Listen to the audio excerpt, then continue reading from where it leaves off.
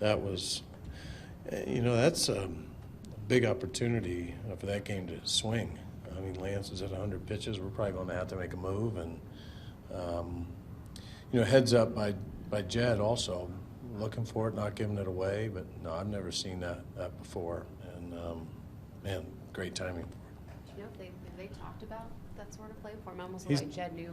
He's done it before.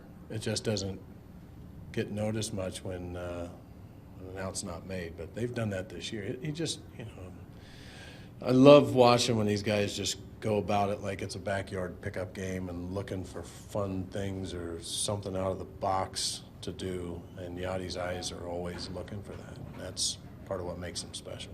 Well, the umpire was alert, too. Sometimes the umpire wouldn't be ready for that either. Yeah, we would have probably had a replay assistance on it if not. But, yeah, it looked like the home plate umpire was on it because he was obviously wondering what Yadi was doing, still holding on to the ball. So I think, we would have probably got that call right eventually. How difficult is it? You're 90-plus feet away, and all you can really do is eye contact, and the catcher has a mask on. To get that communication, how difficult is that? I think it's just having your antenna up for any possible play, and they've talked about that before. We've watched Yadi do some interesting things that I would have never thought of. When a guy takes a swing and throws a bat, the ball's still in play. And a lot of times you'll see base runners looking around. He's looking to how can I pick somebody off. He's not watching the ball. He's not watching the bat fly into the stand. I mean, he's got some instincts and things where he's always looking for that next play, and that's special. Now, Lynn's won a lot of games for you anyway, but in April he's like 16-4 now. How do you account for that? Yeah, that's impressive, and we needed him to be good. Obviously, with both the 2 games yesterday, we needed him to come out today and pitch as deep into this game as he could. And he gets 2 outs there in 6th too, and looks like he's potential to be thrown back out in the 7th. He had a real good feel. You could tell he had the movement right there in the first. You're seeing swing and misses on the sinker and on the cutter, and just came at him like a bull. And that's who we need him to be. Running the first is going to win him out. Yeah, maybe. I think he was so surprised that he got a hit. I think it took the energy out of him.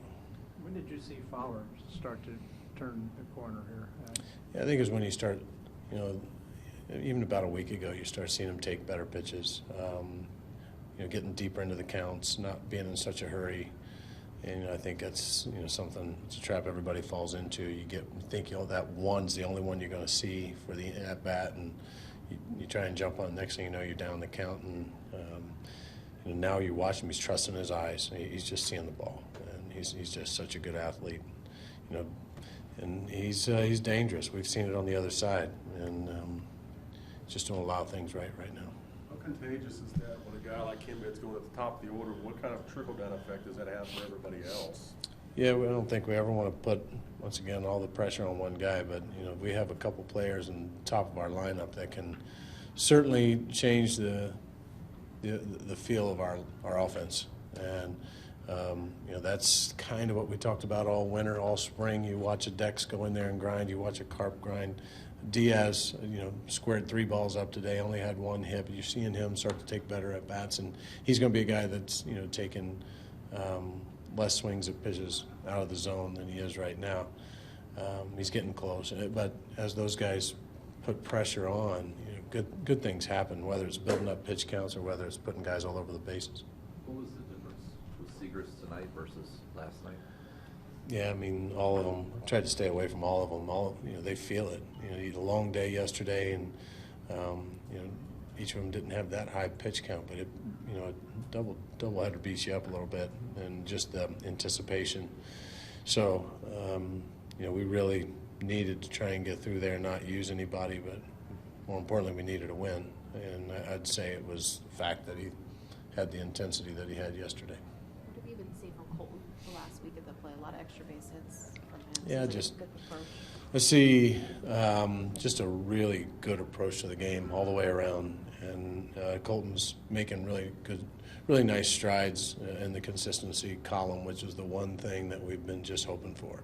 And when he doesn't seem to be carrying his at bats into the field, which it's amazing. A guy who can play that good of defense if he does take advantage of that, it seems like those at bats seem to come around quicker too. And he's learning, and he's doing a great job for us right now.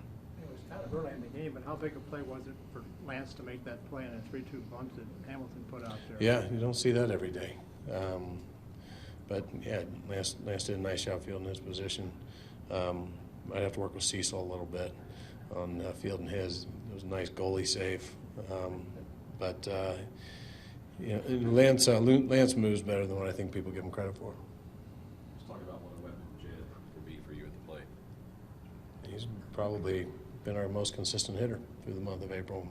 Dangerous, and you know, to be able to sit back and watch it change up and let it get that deep, and then be able to have that kind of power.